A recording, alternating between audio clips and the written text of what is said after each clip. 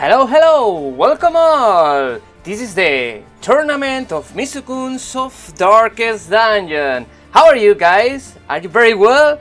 So, for today we have the special guest for Mike Field, right? So Mike Field need a little bit more time, so let's go to be patient, right guys? Bienvenidos a todos, chicos, bienvenidos a las semifinales, por fin las semifinales del campeonato de Misukun de Darkest Dungeon. Está muy cerca la final, muy cerca. Y hoy vamos a tener un super partidazo. El primer partido va a ser WistfulCiderLad versus Mangled Cadaver o EntirelyDoomed. Y el segundo partido va a ser el ProfessorHeylo contra Selentia. ¿Vale, chicos? Así que simplemente vamos a esperar un poco a que venga Mike Field. Aunque juega Sis, que Sis es WistfulCiderLad, va a jugar su primera partida y después cuando termine se va a poner con nosotros de invitado especial, ¿vale, chicos? Así que simplemente vamos a esperar un poco y vamos a ver cómo se ha quedado el torneo, ¿vale, chicos? Me voy a ir al Status View y a ver cómo ha quedado esto.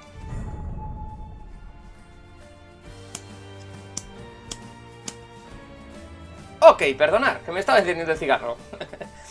Vale, como podemos ver, la primera semifinal es WistfulCiderLad versus EntirelyDoomed. Son jugadores que están muy a la par, con el mismo nivel aproximadamente. Y la segunda competición va a ser de ProfessorHeylo contra Selentia. Muy interesante también, los dos grandes jugadores. Y recordad, chicos, los ganadores de hoy pasan a la final ya. La gran final que será mañana. Okay, guys. So, from today we have two awesome matches, right, guys? WistfulCiderLad versus EntirelyDoomed is the first match, right? And the second match is the ProfessorHeylo versus Selentia, right? Very interesting match.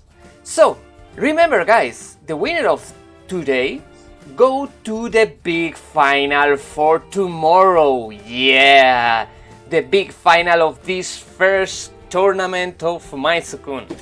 Very good, guys. So let me 1 second.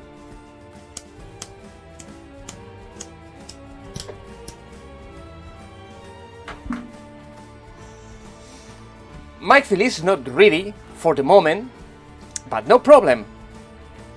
So Mangled Cadaver tell me it's ready to see the first match, so let's go, guys, the most quickly time we can. Woo! 1 second, and let's go to see the awesome match. Hello, Mike Field, how are you? Hello, buddy? Can you hear me?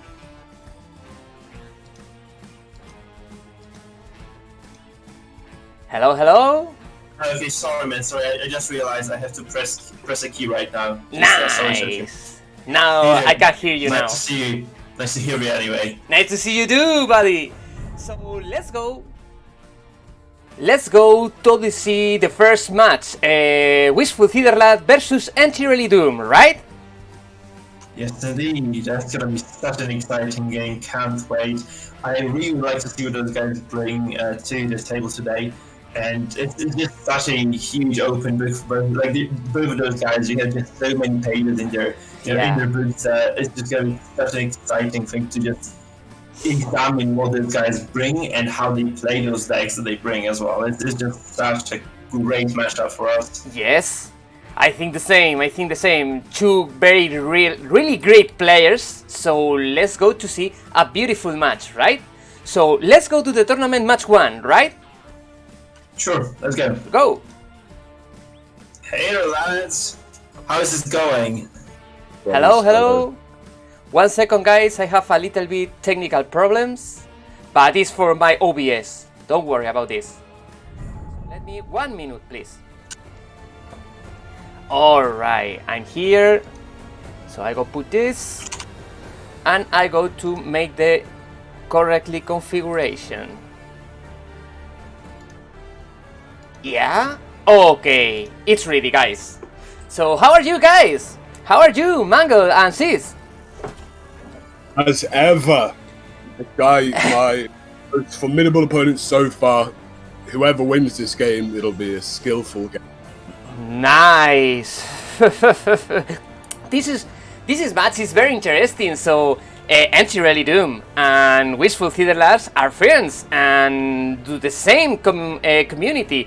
The awesome community of Mike Phil, guys. Yeah, awesome community, awesome players, awesome people. Yes. Yes, and both those guys are like probably they are two of the most devoted people to the Butcher's Say, because I feel like they've contributed a ton in terms of giving me advice as well, but also in terms of inventing builds, coming up with ideas, and just improving the game overall. Just building the meta to the form we have today. So it's just going to be so exciting to see those two guys, two very different playstyles clash. Hopefully we don't see the same composition both parties. It's just going to be so interesting to see what they have actually brought here. Yes. So let's go to the start the match now, right, guys? So Mango, for example, you can share your screen for the first match. Yeah, sure. Nice. So let's go to start. Is it still best of 3, by the way? Is it still best of 3? Okay, cool. So let's just see what those guys are gonna do then. Guys, I think it would be better for both of you to just, mute yourselves right now. I mean, just silence us specifically so that you cannot hear the commentary. But I guess you both know what you're doing very well, so it might not be of use for you. Just saying, though. Just saying. Should we make it a best of 5? It is the semi-finals. Come on. Yeah. What is the idea here, Mythica? Is it best of 3 or is it best of 5? Well, it means RNG is less. It kind of makes the game less because you have more iterations. So Mango, could you put the sound for the game? Yeah, of course.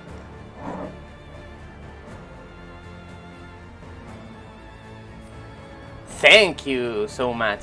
So guys, when you're ready, let's go to start.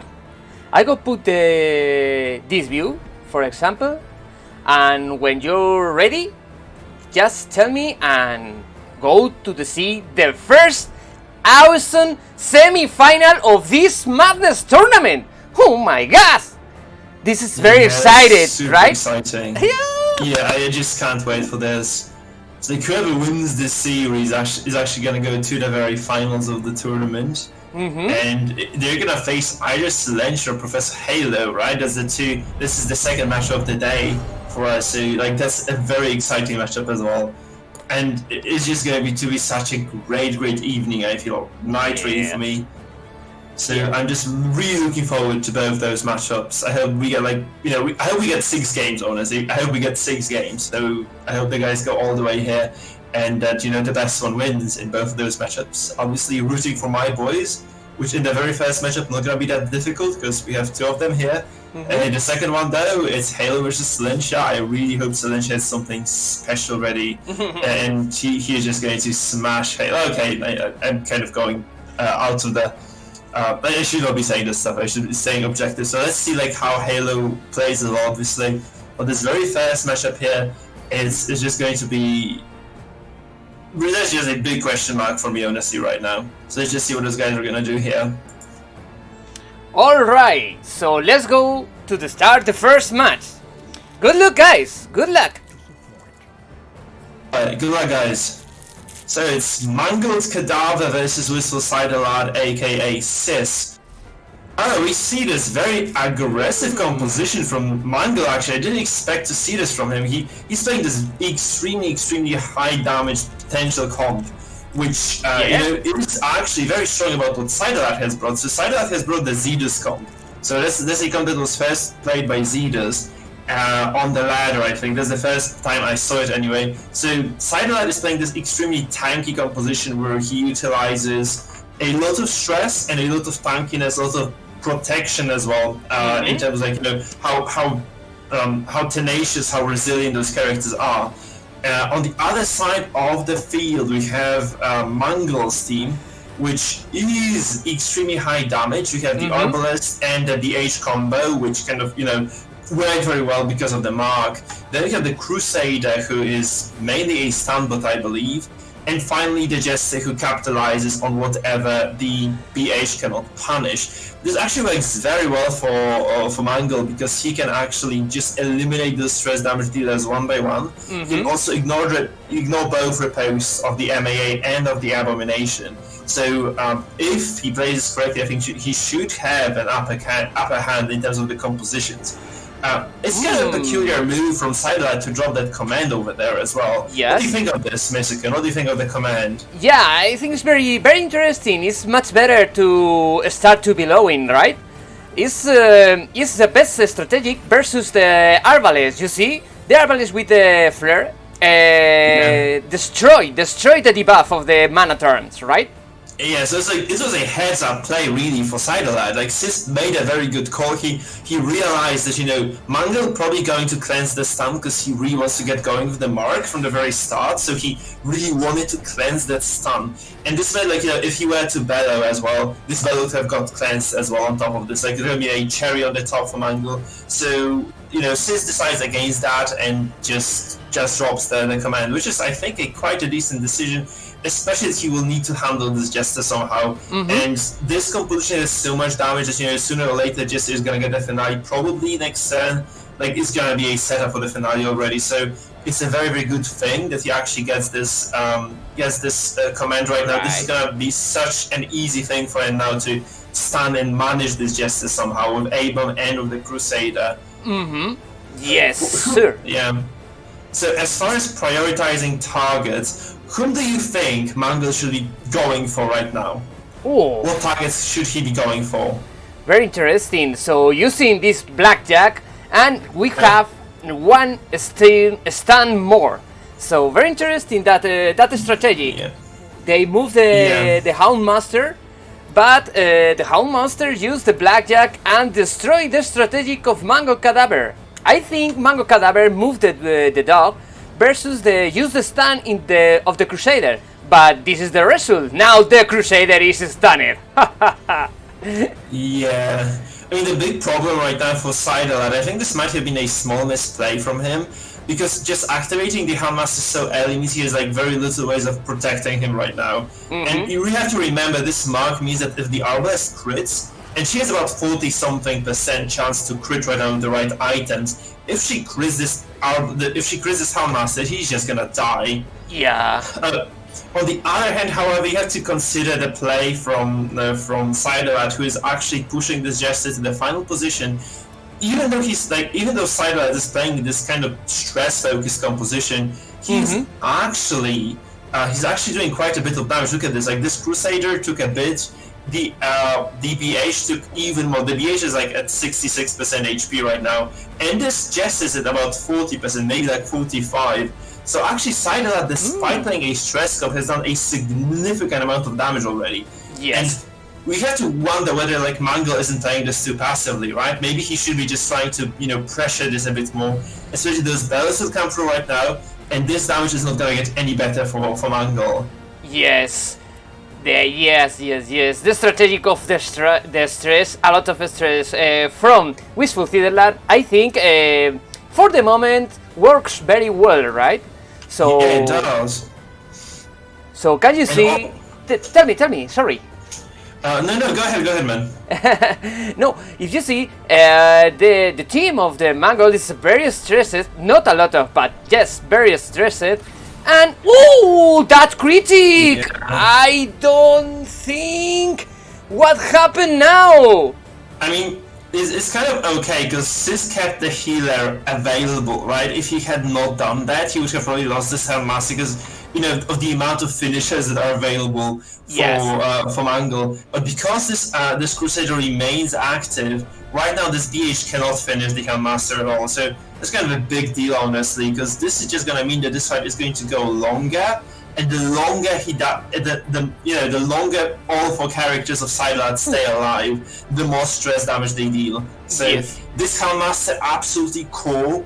to Sis's composition, and if Mangle is unable to eliminate the Helmmaster very, very soon, Yes. I feel like I think Mangle is just going to be in trouble because he has already sustained a lot of damage and stress, and it's not gonna get any better from here, seriously. Yes, and now the Helmmaster is very, very useless for the moment because they have stay all the time using the healing and go to the stand all the time. Oh, prefer that. Very interesting. And again in the dead doors. Whoa! Yeah. A very bad situation. Tell me, sorry? That's trouble for Sis. Because he has to be healing this Helmmaster, which means he's not doing stress. He either ditches the HM right now, he loses him like just indefinitely. And the question is like whether he wants to be healing this or you have to remember as well, just as the X-Star can bypass the god. It's time to the battle. Is he gonna get this kill? That's the question. Like 50, Maybe. 50. Oh, the first! Oh my god! Really sorry for Loud. I completely forgot. Oh, really sorry for Loud. But it's very interesting that the first killing blow. A very bad situation for WistfulCiderLad. Really sorry. This is very excited. Very excited. It is. The biggest issue right now for CiderLad is that he has not really utilized any offensive moves recently, right? He could have just ditched the HM, just dropped another Hans Harry the previous turn. This would have been okay, I think, right now. However, this is so bad. Because I feel like he could have also bellowed. This bellow didn't go through either, so this could have potentially meant that the Arbus would have to waste the turn. Yes. And right now, look at CiderLad. He has not done that much stress. This is turn 3. We get 0 afflictions done. This A-bomb almost dead. This Crusader out of position. This MAA not really bellowing at all. Obviously, on the other side, we have the Jester Dev Stool, but this can be easily alleviated by the bandage right now from the Arbalest, so that looks like a non-issue at all. Obviously, this Jester is not going to be able to act for a while. So, it's a question of like whether he decides to heal this, but he could have probably flared this and just kind of, maybe risked it, because there's only one character that can actually reach the Jester right now from here. So he could have just gone for the cleanse and maybe just started spamming Harvest. Right, so you get, especially this, the only character that can reach the Jester is the Abomination.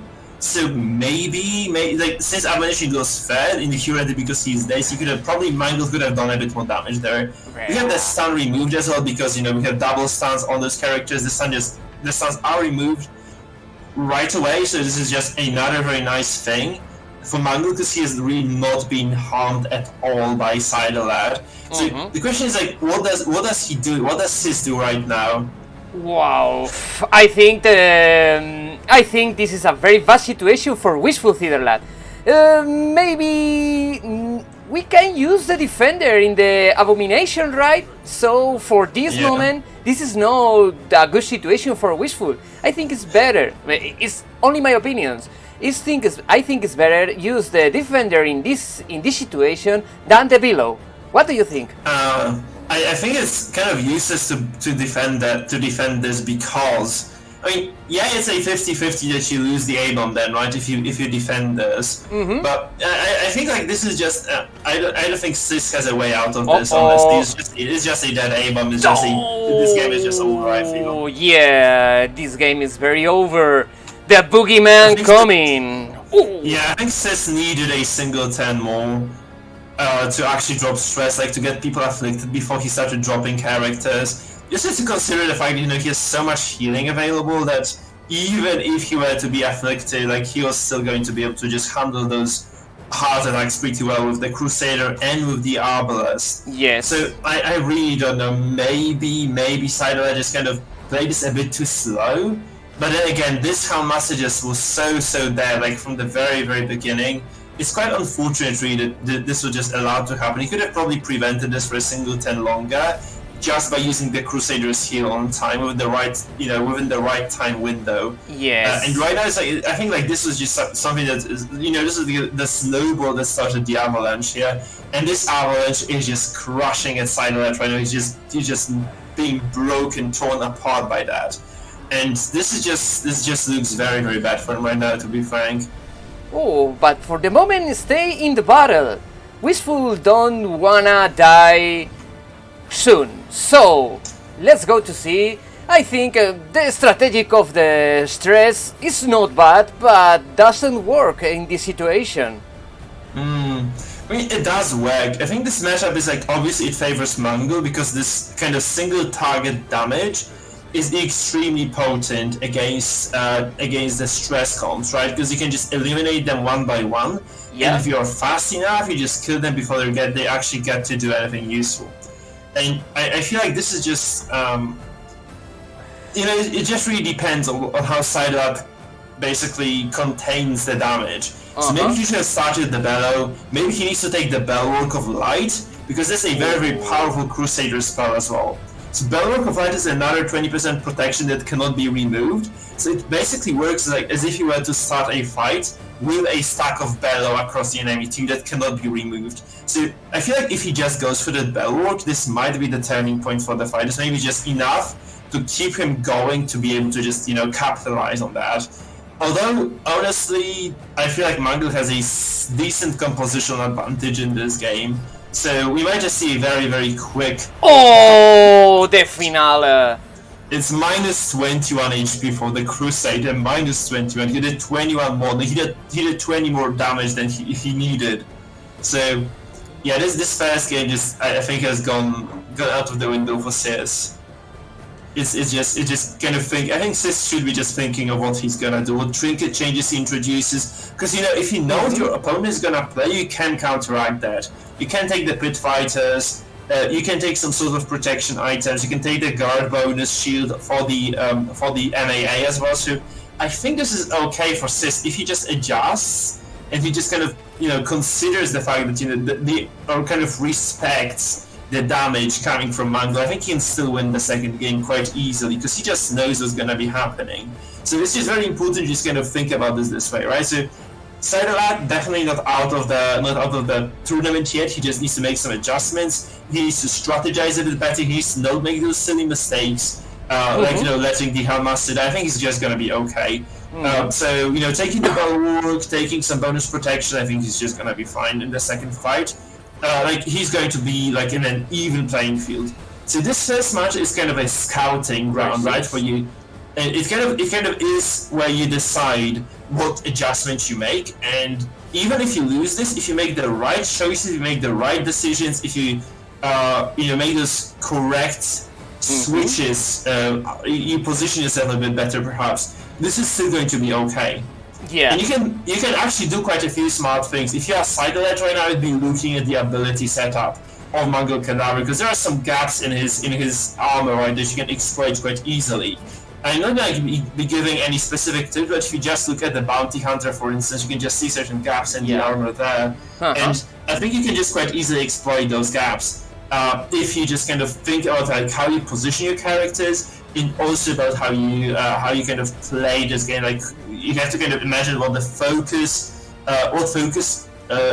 characters Mango is going to focus, just kind of put some defenses on them, and I think you should be okay most of the time.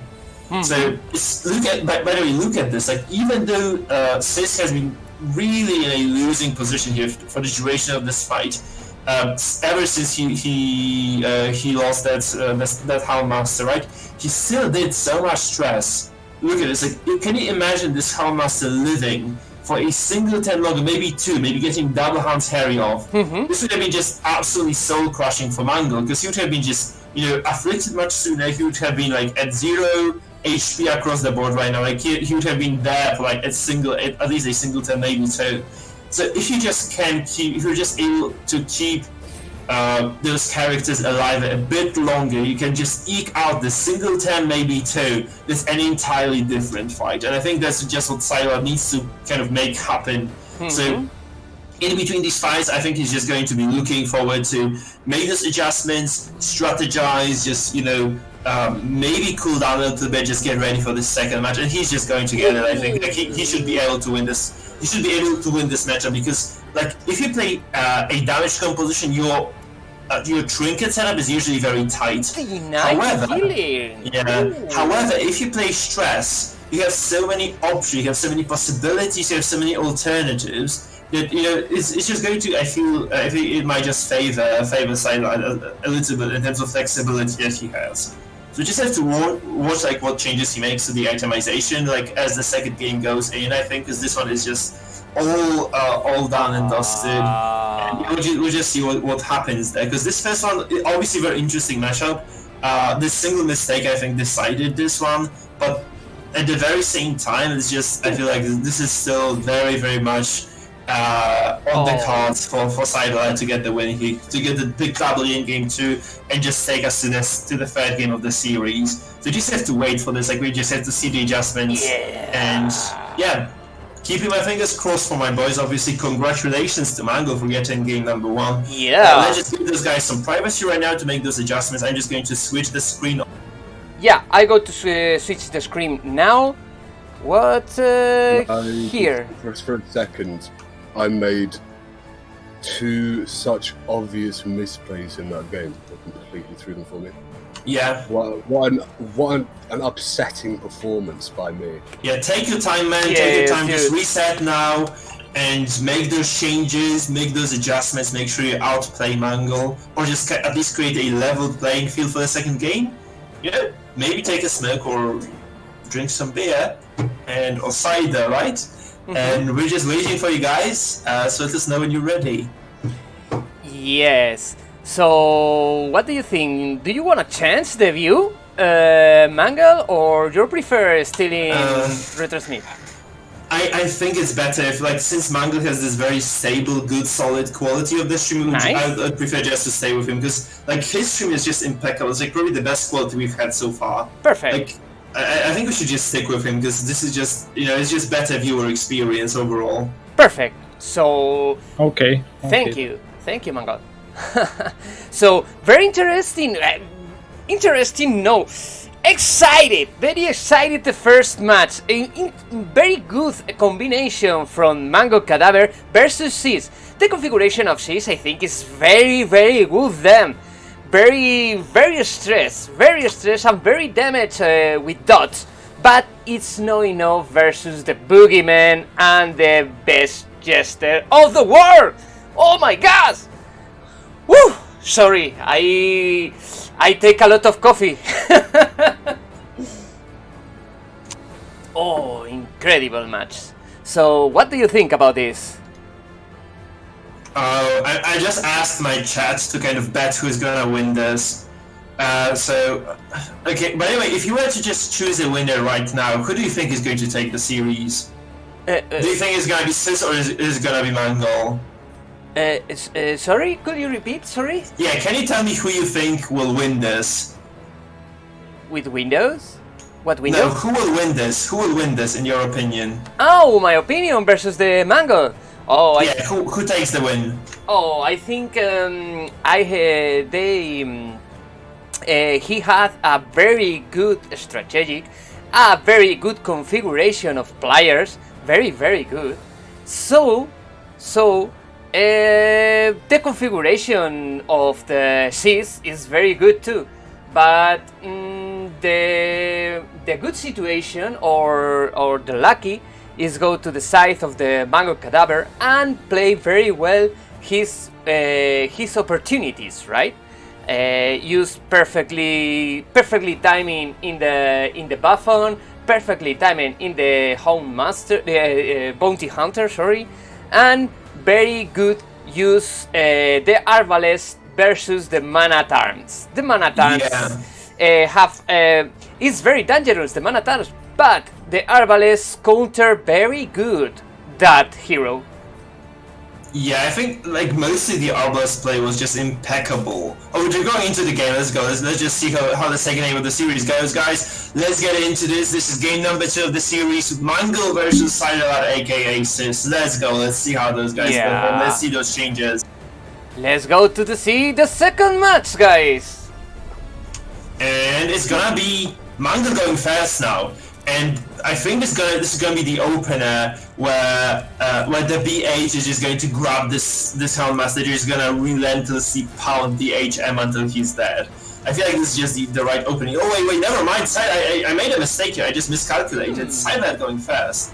and he takes the stun momentum, right? He just goes for a stun here on this Crusader. So this might mean that, he has a tempo advantage from the fight, because you just have to use the Arbalest to cleanse this to reclaim the tempo. Because if you get the stun on Sis's Crusader right now, you deny the second turn from it. It's just going to be not possible to avoid that. We see the Ballad. How do you feel about the Ballad? Granted that CiderLad has very little dodge on his side. How do you feel about the Ballad? Oh, I think it's very best strategic with the WistfulCiderLad. Start stunning the Crusader. So for this form, the Crusader in this turn can't stun in his Crusader, and maybe they have now the most opportunities to try to make a quickly death blow. Yeah. So what I think, like, the Ballad was not necessary for Cadaver. I mean, unless he wants to be just dropping those Harvests right now, I think he might just be, that's why he did this, because like Harvest is very low accuracy, right? So I feel like Mangle just wants to be using Harvest right now. However, like, who do you Harvest right now? The Crusader with 70% bleed resistance, or it's kind of seriously bleed resistant MAA as well. Those are not good targets overall. So that's what kind of worries me right now. So the question is, like, also, does Arbalest go for a cleanse right now, or does like Mangle just ignore the Crusader altogether, and does he just go for Brogue? Does he go for the damage on the Houndmaster just to shift the momentum in his favor? Because I think he just might do this. I feel like he might just go for this stun. I mean, he might just go for this sniper shot, and this might crit against a kind of very likely to crit. And this will mean that there's going to be just very, very heavy damage coming through, and probably this Houndmaster might just die again. I'd like to see the items on the HM. Like, I was able to look over the trinkets right now, so it would be very nice for us to have a look at the trinkets on the HM, like whether he has actually taken any tanky items right now. Since here it's an obvious priority target right now, he has no defenses at all. I feel this is very greedy from Sis. I don't really like this. He's super lucky actually he didn't take the full damage here. Like, he could have easily gone to 0 HP, and you can just quite easily prevent this just first of all by taking the Crusader of the Bulwark of Light. I'm very surprised Sis didn't do this. And second of all, like, just taking the protection, the Pit Fighters on this Houndmaster just to get some decent defensive advantage here, and just maybe just last a bit longer. You can buy yourself a lot of time with those combinations, right? So I'm very surprised that he actually didn't go for either of those. Now, like, the thing for Mangle is he cannot finale this yet, so this Houndmaster is going to take at least 2 hits before he goes down. So this means that Mangle has to actually commit to this if he really wants to take this down. And CiderLad is just going to go for this kind of optimal rotation here, I feel. So he goes for a stun here again, and this just is not really going to be able to do much this fight, I feel. So we see like very, very low HP on the Jester. He might just go to 0 HP right now.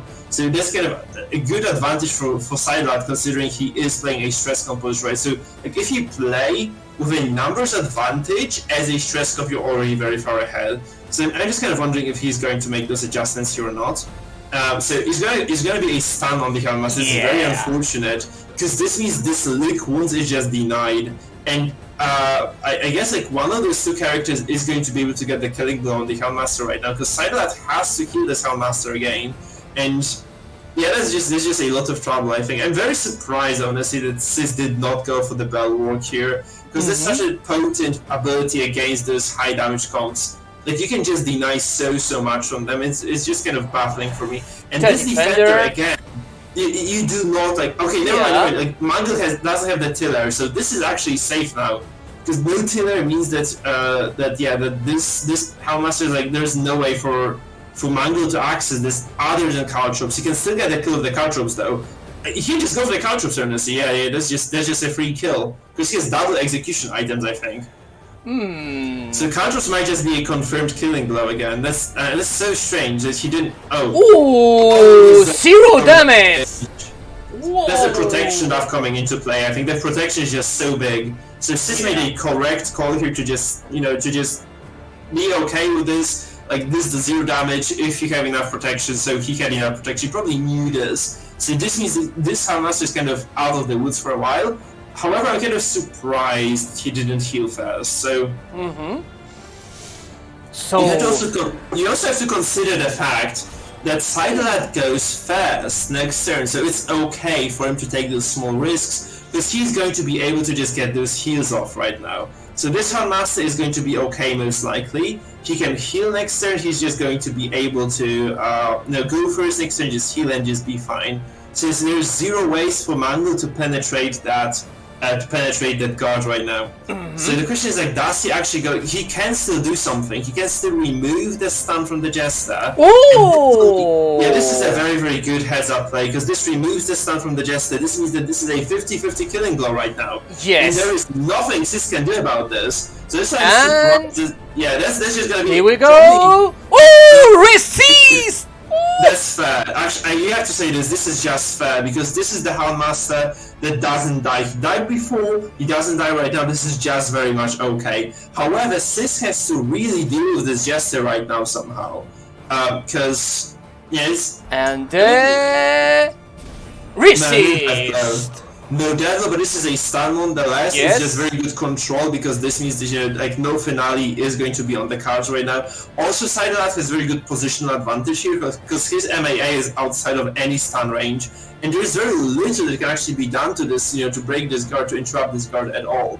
So as long as he keeps the guard long, like on this Houndmaster, since the card drops went sideways, as long as he keeps his Jester in check as well, I think he should be okay. He just has to keep he just has to kind of respect this Jester, and this means that he has to just consistently keep this Houndmaster at least 1 HP, so that he doesn't die from the death blows. And if he's just able to do this, I mean, he can just continue playing this matchup just comfortably. So this 2 HP heal, 2 HP bleed doesn't quite do much. Hound Theory comes through. We also have to consider how many defensive measures we're taking. Look at the stress. Like, if you are able to consistently use this Houndmaster to deliver stress, this is just going to be a very, very rough fight for Mangle. I think it already is quite a tough fight for him. And even if this Handmaster dies right now, I feel like this is still okay. Like, if this Handmaster dies in the foreseeable future, I think this is still quite fine. Frankly, this is just still kind of okay. However, Sis is in inherent disadvantage right now. He consciously chose not to heal this Handmaster. And this just, I think we're just going to see, the same thing happening again, where when the Jester is cleansed, like the Arbalest just cleanses the Jester, and it's kind of fortunate though, because CiderLad has the A-bomb activatable, right? So we can just go for the A-bomb. The second the stun is cleansed, he can still activate the A-bomb, just re-stun this. So he's just pretty much okay. I think he's just actually fine. I thought this was trouble, this is actually not trouble at all. So I feel like Sis has very, very good situation right now. He has the upper hand in this fight, and that's just so good for Sis. Because I really want to see Game 3 finally. So he cleanses this, and now this is just about the dodge on the Jester. Like, can the Jester dodge this stun? If he can't, then I feel like CiderLad has enough of an advantage to just win this, to take this. He doesn't dodge this. And that's like a 0 HP Jester as well. Well, I think CiderLad could have done, however, because the stun doesn't quite do that much for him. He could have probably transformed and pushed the Jester away, which he did not do on purpose. I think he's just gonna go for this right now. He starts right now, he starts the turn. He might just go for the push on this Jester, just getting him out of this, aggressive positioning. But he has to stun this first, I think. Yeah, he has to stun this first. Because otherwise a Derek sub might still just kind of get in the way. So the stun comes through. This Jester's dodge doesn't quite seem to matter at all for Sis, so Sis is getting all those stuns as he needs. Like, he really needs to move this Jester back, though. He has to also keep this freaky Handmaster off Dev's door. I don't really see the reason for him to just kind of be dancing on the edge right now. He could just easily heal this Handmaster for a little bit, like just use the lick wounds or something. Just make sure the HM is safe and sound, and he can just deliver the damage that he has to deliver anyway. The problem, however, you see that this Arbalest uses the healing ability right now, which means that he gives up the ability to cleanse the stun right now. And this means that this is such a huge advantage. The second, like if you're playing stress, the second your opponent starts healing instead of dealing damage to you, you have to be winning the game. I feel like this is just how it is. Like, he's definitely gonna win this, right? Okay, I'm not gonna say definitely gonna win this, but like the second you force your opponent to heal as a stress comp, you know that something must have gone really, really wrong in the game. So I feel like this where we are right now. Like this game has gone really wrong for Mangle, and he might be in an unsalvageable position right now. Because look at the stress mounting up. We have a Jester who is almost afflicted right now. He's afflicted actually.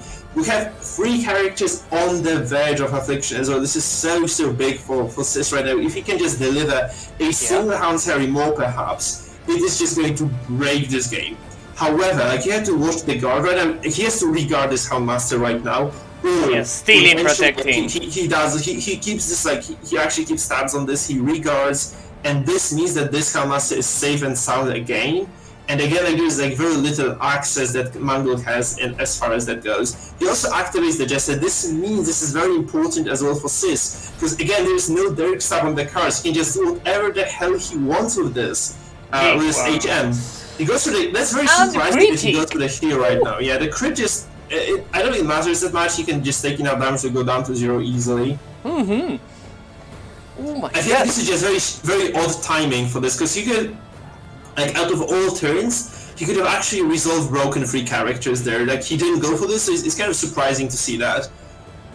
Also, I feel like losing the A-bomb right now, not that big of a deal, because the A-bomb is actually past those 2 stress transformations, and this means that Mangle's team is going to take like about 270 stress total from just the Abomination alone, and this A-bomb can just do whatever right now. This A-bomb can just die, can do really whatever it wants. It can just start using absolutions when it goes to 0 HP as well. So it's just such a big playing field, such a big playing field for Sis right now. He has so many options, and I don't think like any choice he makes is going to be a wrong one right now. We have a lot of stress. Look at this triple affliction already. I feel like this Crusader is going to follow in the tracks of his teammates, and they're all just gonna get super afflicted. Yes. And this just looks. I feel like this just is a very advantageous position for Sis. Yes. Because he hasn't lost a single character until after turn 5. He controlled this fight very well. He was actually able to just keep Mangle in check. But you have to also keep in mind like why he has been able to do this. And this is because first of all, the Houndmaster didn't die to the Derek Stab, which is very fortunate. And second of all, like Houndmaster lived on 1 HP before that. So it's just very important to just kind of keep that in mind. Like Sis got slightly lucky there, though like the previous game you could argue that he got like unlucky with that 50-50 coin flip. So it's just kind of, a very peculiar situation for us. I feel like Sis is going to take this. Like I'm not really sure yet because it's kind of a close call still. Like you have quite low HP on both those characters of Sis, right? The Houndmaster and the A-bomb both very low on health. Mm-hmm. And this might mean that they will eventually drop, right? So as long as he can just keep stressing here, he's going to be okay. Obviously, like this is just a lot of stress. Maybe the bleed as well comes through and does a lot of puts a lot of pressure on Mangle, because he has to be healing this Jester right now. He just has to be consistently healing this Jester. I don't think realistically he's going to be able to get the finale off as well. Because, how do you do this? How do you get the finale off as the Jester being positioned full right now? Do you bowler right? I think he might just bowler. Oh! The afflictions just come into play. Yes. And that's just very big. Like, you can see this, he's healing. If, as I said already, like, I think 5 times this game, if a stress composition is healing, if a damage composition is healing against a stress comp, it's just such a bad omen. And this is the worst omen possible right now for Mangle, because he's just gonna get smashed here in this game, I think. He's just gonna get absolutely shattered. And I feel like there's like very little recourse for Mangle right now. He cannot eke out any sort of a lead, I suppose. Because what do you do? Like, he damages A-bomb a little bit, he absolutions. Yes. And so I feel like he could potentially do this. You can go for Jester, Derek Stab, force the A-bomb to absolution. He's going to be dazed then. and then you go for the BH, and you just that just doesn't do anything. He has such a high damage buff, damage debuff right now, so that just doesn't do anything. Yes, the debuff of the below make a lot of damage in this situation for the Mangle Cadaver. This is a very vast situation for Mangle Cadaver and very beautiful match.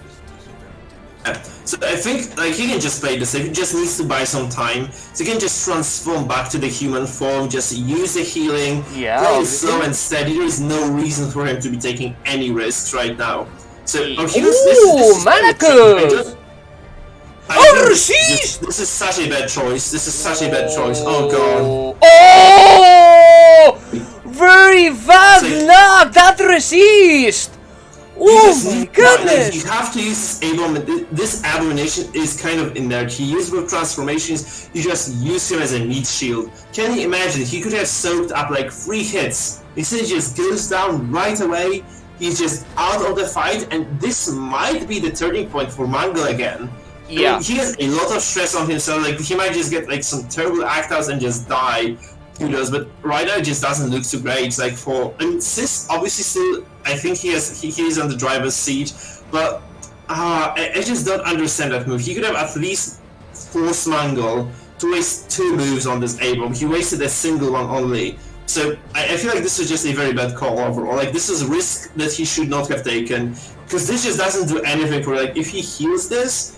I mean, if he heals this, it's just basically the same result as the stun, meaning this A-bomb just lives a bit longer. And the stun was a risky move. This is like you just roll dice for the stun. He doesn't have any stun bonuses as well. It's a 50-50 stun.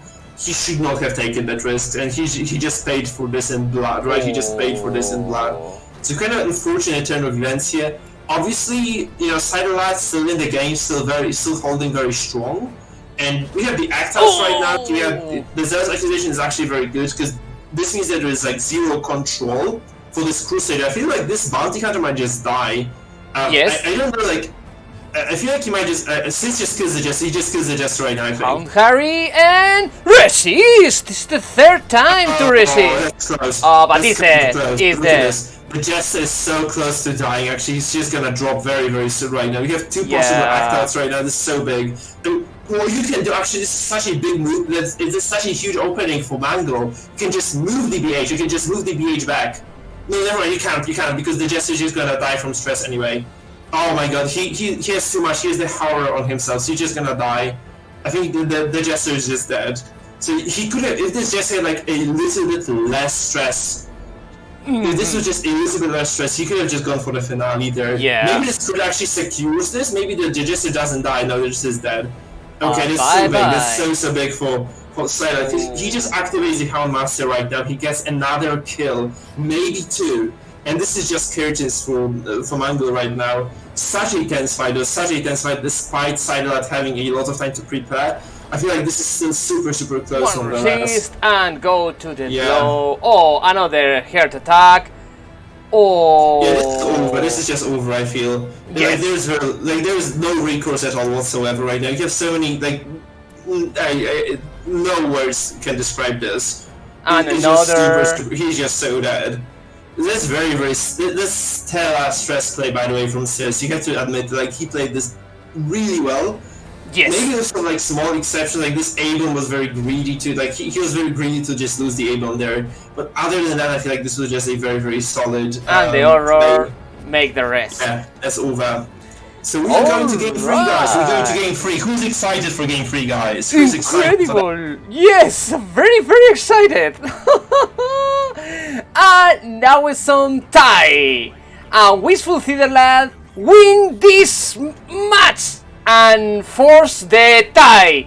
Oh my gosh, very, very good play in this situation by the WistfulCiderLad, right? Very good control of the stress and very good control the stance, and the Jester all the time are contrarrested, right?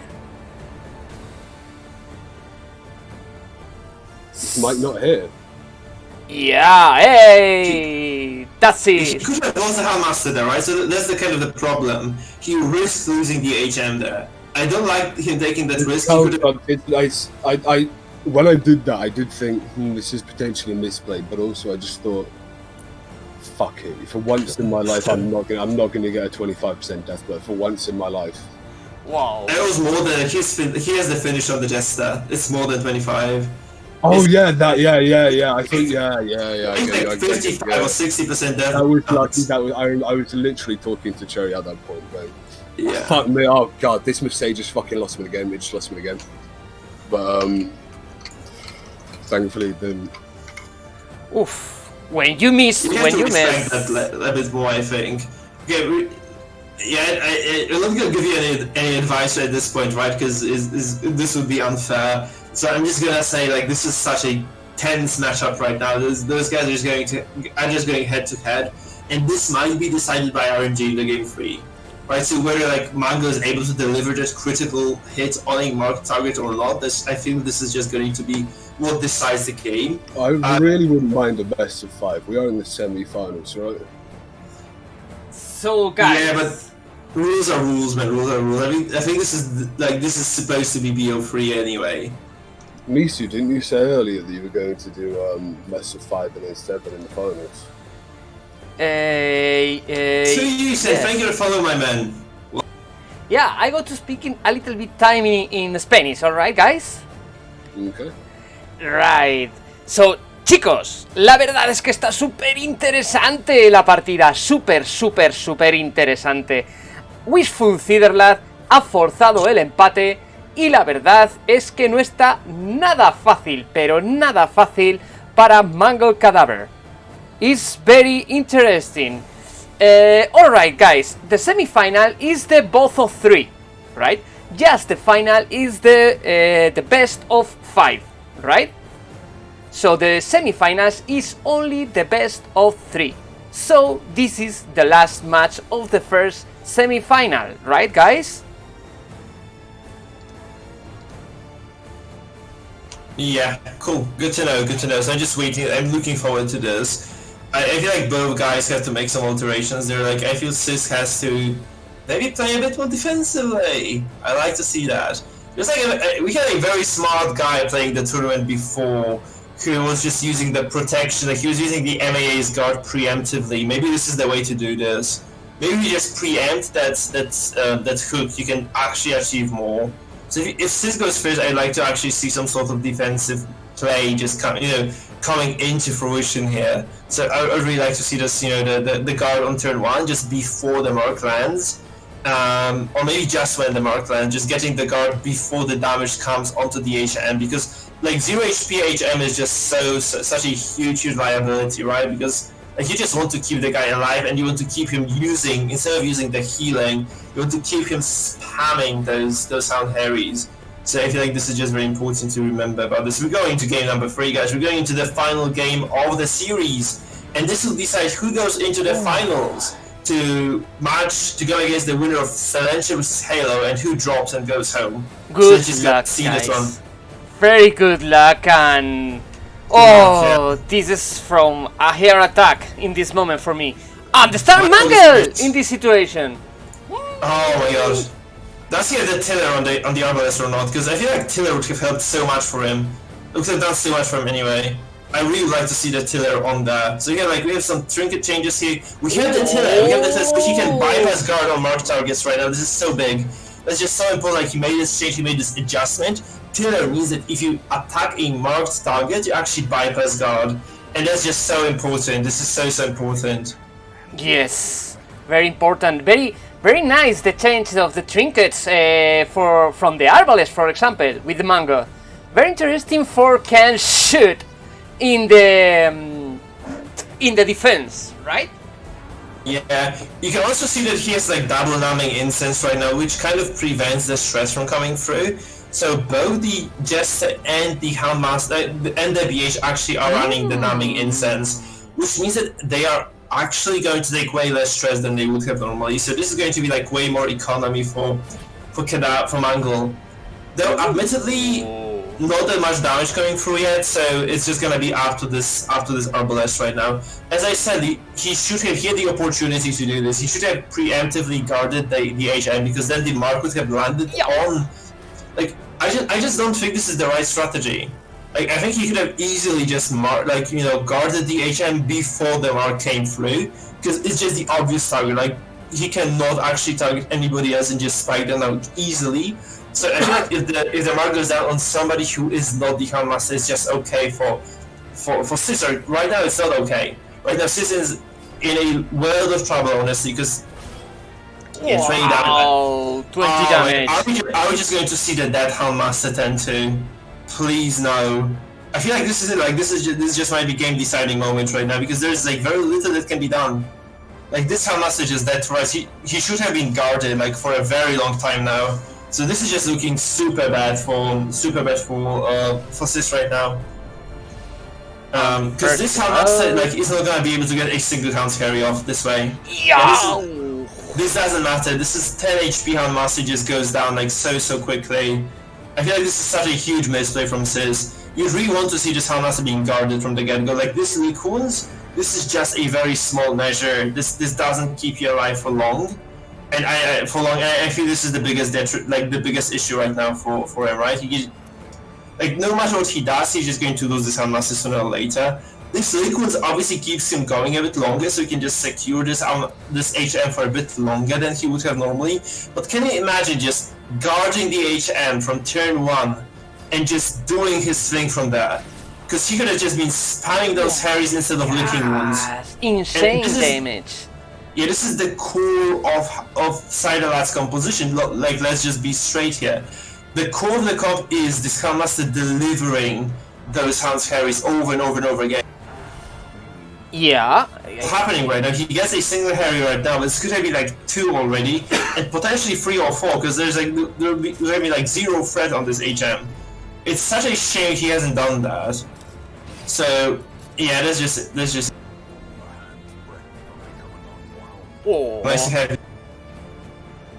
Alright. But the Crusader can heal him for the... Yeah, he can. Yeah. But let's just, like with those... Yeah, he'll actually keep this Handmaster alive. But the Jester goes for the direct stab now. We have to remember this. Like, the Jester will go for a direct stab. And I think he's just gonna go for that. And this means that this HM is just gonna drop to 0 again, most likely. I mean, it's likely he drops to 0, yeah. No, he has a single HP left. This is so, like, you cannot understate how big this is. Because this single digit means that this Handmaster is just not gonna die anytime soon. Maybe the time of the Abomination, use the Slam in the Jester, maybe?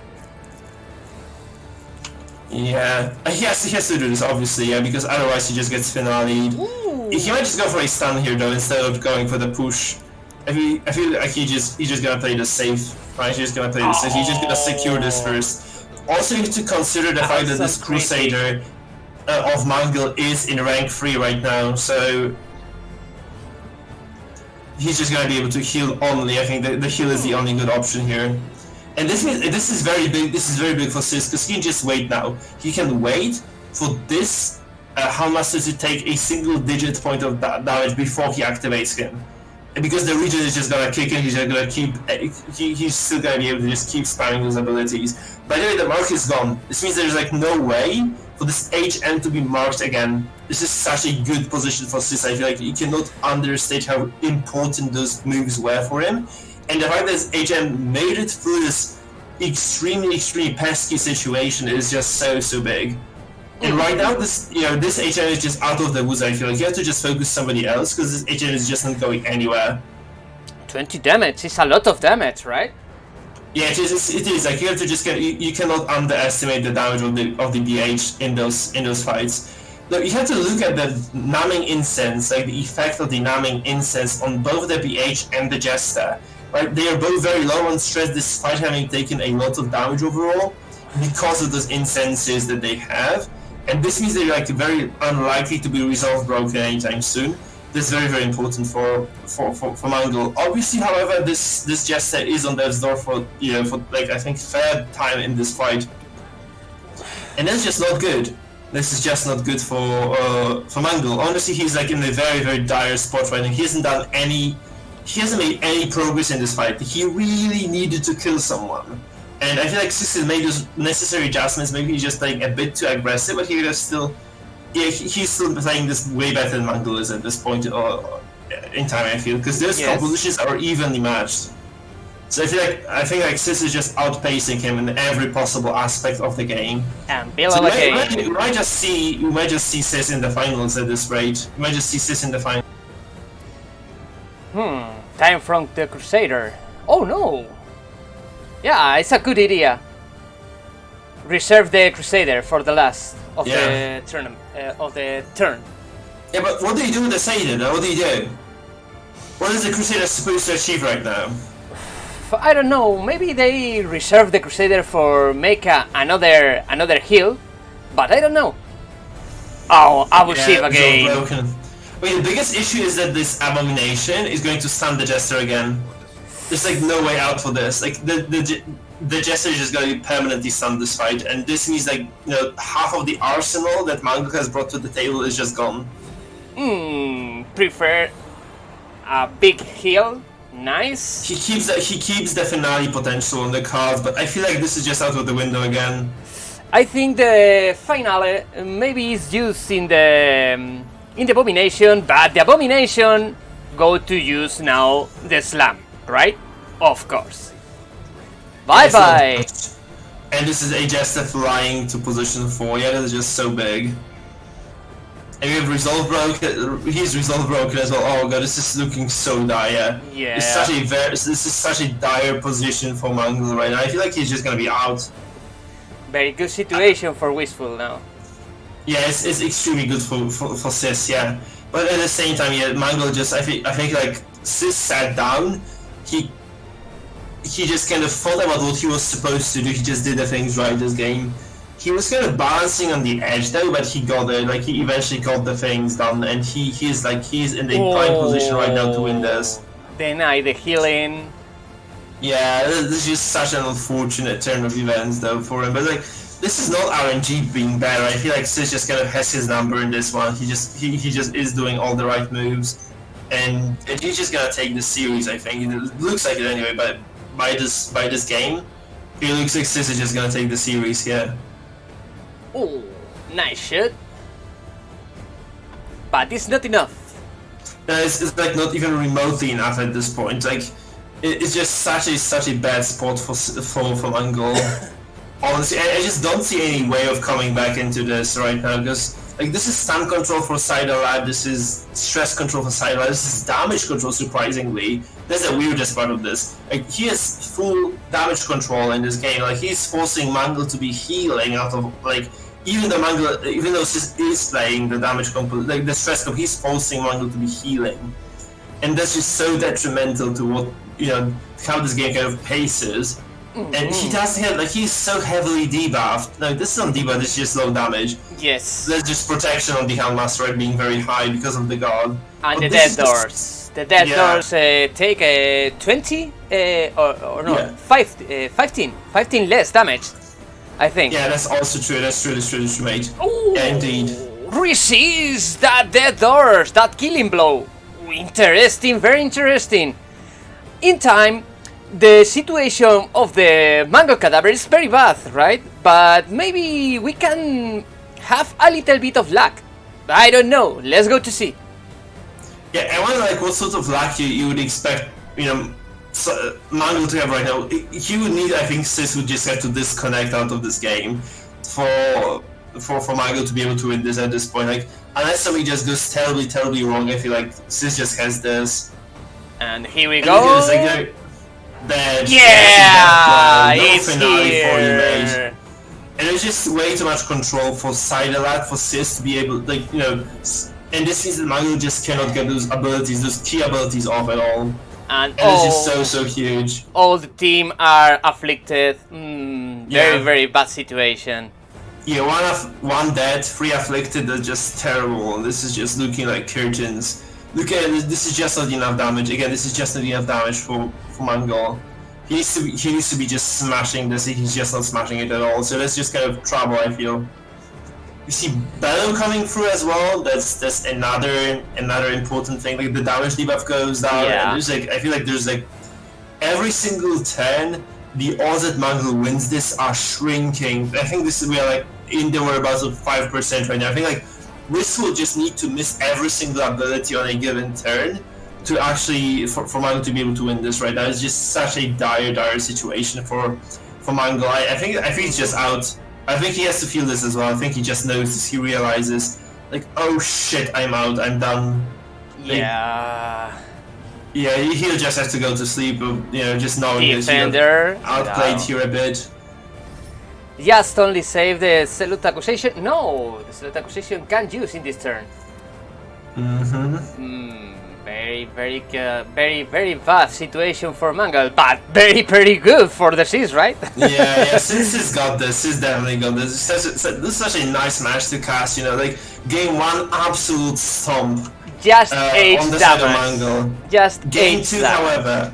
Game 2, however, like Sis just kind of containing this, and like game 3, Sis I feel like is just kind of taking over the game, and this is such a big win for him, right? Because this feels like Sis is just going to be able to take this, and he's just going to go to the finals. It's such a hype moment for him. Because he told me today that he was not feeling too well, and now he's just about to take the series. He's just about to smash Mangle to shreds and just, turn to shreds, just smash him into pieces and just go for the final match of the tournament. Just go to the finals right there, facing Silencio or HeyLo. Which we will know today, right? Because this is gonna be. We'll learn about it today. We'll learn who is going to be the finalists in the second match of today. This is just very exciting for us. I think like both Silencio and HeyLo are watching these guys play right now. They're just kind of trying to figure out what exactly they can do against them. Especially Sis, I feel like Sis has this consistent composition he's been bringing to the same game. And just gives up. He taps out. I prefer surrender. Oh my god! Guys, Sis advances to the finals. We have the first finalists. WistfulCiderLad. Great thing. Congratulations, Sis. Congrats, man. And also well played, Mango. This is such a tough nut to crack, I think, for you. And this was just an excellent game. Like this excellent series, really.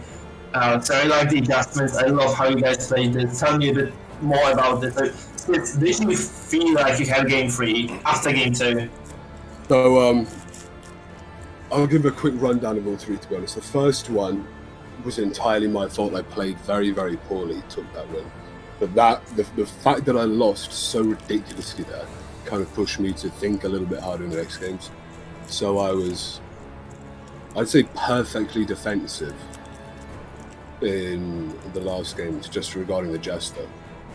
Can I ask you something? Because I have a very particular question. Did you consider guarding the Houndmaster from the very first and just picking the guarding him from the get-go? It's true. I heard you say that when I wanted to go on thing and say, good game, good luck in getting through to Mangled. It's bullshit. I don't really think we've got the time to explain why that's bullshit right now. It's about a 3 or 4 turn in the future thing. But it's the difference between me getting an early battle out, which would potentially force an illuminating flare even before I've set a stun down. It also, I can just lick wounds then, I don't need to set him up to a death blow risk. Yeah, but the thing is, like, you could have seen the Tiller, because Mangle took Tiller for game number 3, and it means like if you're marked, you can buy. No, but I instantly saw that he had Tiller. And I played completely around it. Yeah, right. Okay. I go to Mangle, preparing. how do you feel about the games? Can I ask Mangle as well, like a single question? Mangle, how do you feel about those games? How do they go from your perspective? I think I've made some misplays in the game 3, but in the end, I don't think that it was really possible to win for me, because I just think that it really was impossible. It's like seems like really stress is like stronger than anything in the end. Oh, look, I mean, I'm not going to react to that too viciously, but I think if any comp in this was favoured, it would, without a doubt, be the comp that has a Jester in the ability to bypass guard, and someone that can get 100% killing blow. That's the way to beat stress teams, by locking them down quickly. Yeah, which is bringing a lot of damage over time, right? Dots also do this. Maybe dots, I feel like dots are heavily favored against stress, because stress is a very slow play style. I feel like dots just capitalize on slow play style. So dots are going to be way better than that. I really, the funny thing is, I was talking to Cherry as we came in, and when she saw your comp, we had a little conversation, me and Mangled, earlier in our Discord, and I said, well, these are the really annoying things I wouldn't like to play, like either of our teams, and he literally picked, just from the 4 bullet points I listed, the most annoying things I would hate to see.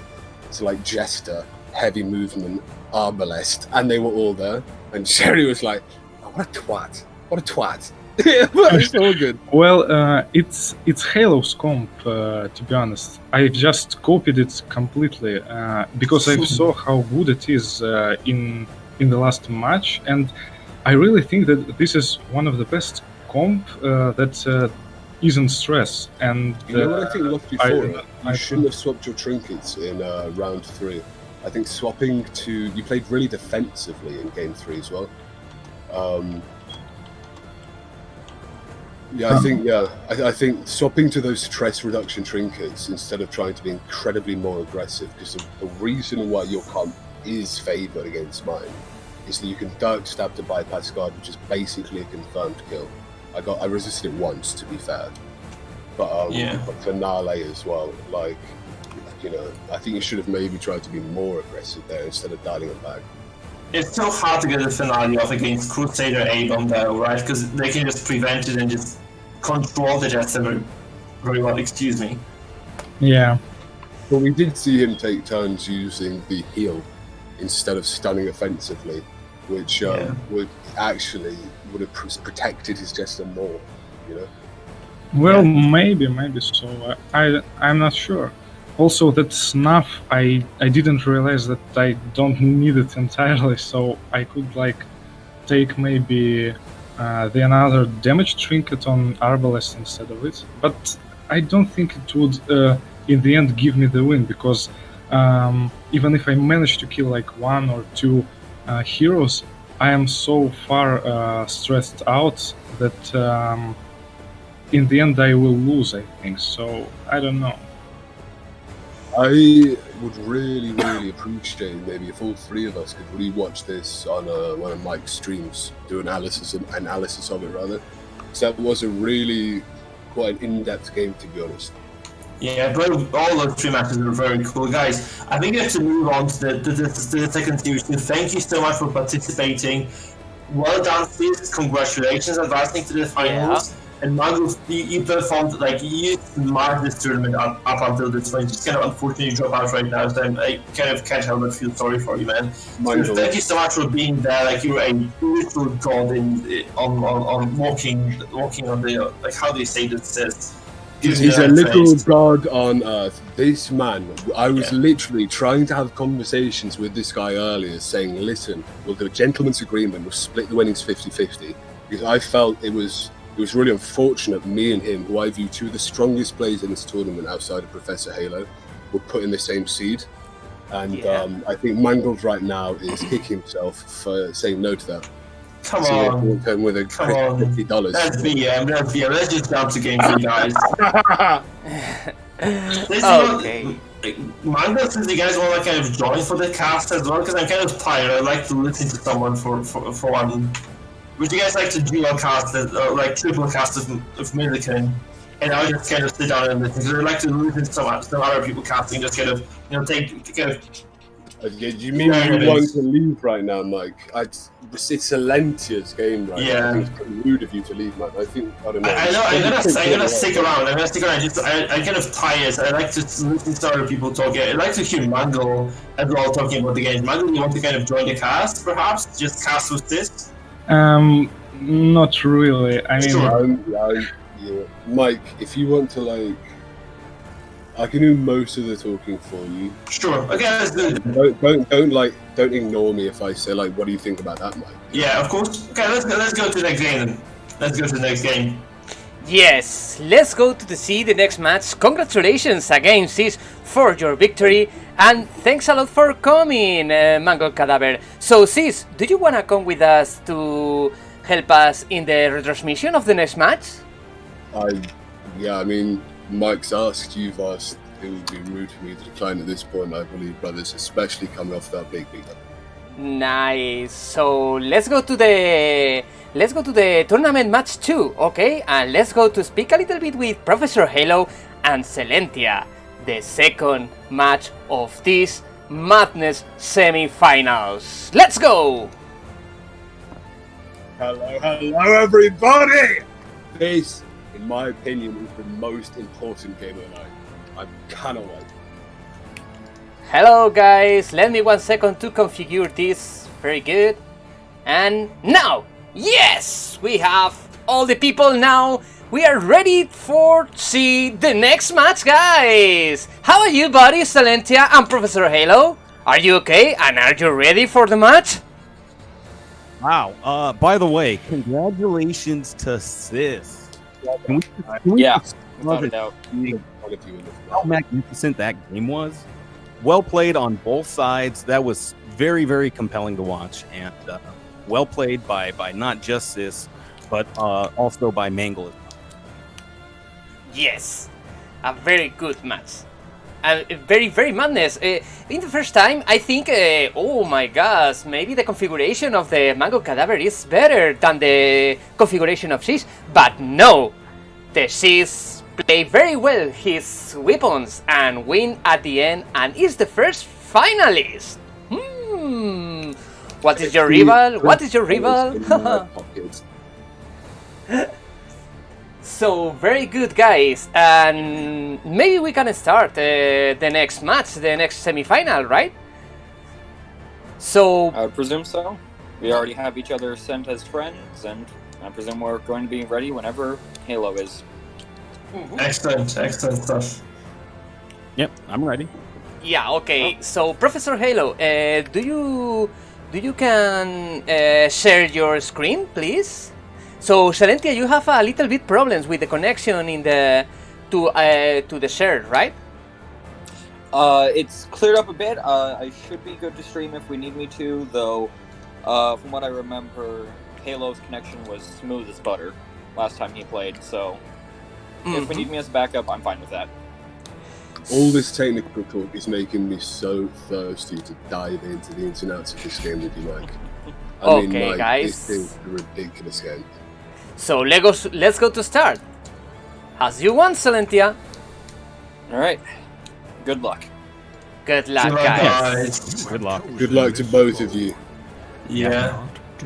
But mostly the Silentia. You didn't hear that. Okay, guys, let's go to see the second semi-final. And the winner of this match go directly to the final. Yeah. Oh, Silentia bringing the Leper Lad back into the series. Holy shit, that's crazy. Oh, that's such confidence as well.